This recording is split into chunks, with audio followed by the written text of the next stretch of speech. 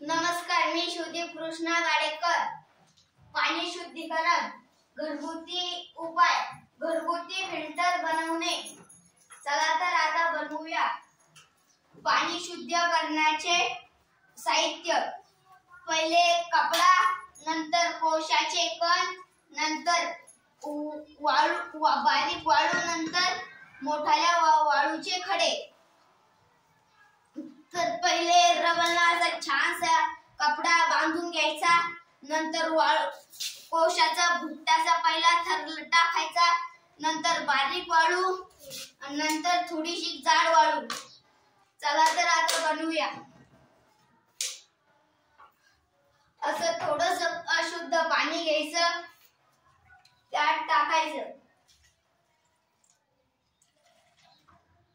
असं दोन तीन वेळेस केलं तर पाणी फिल्टर होईल. धन्यवाद.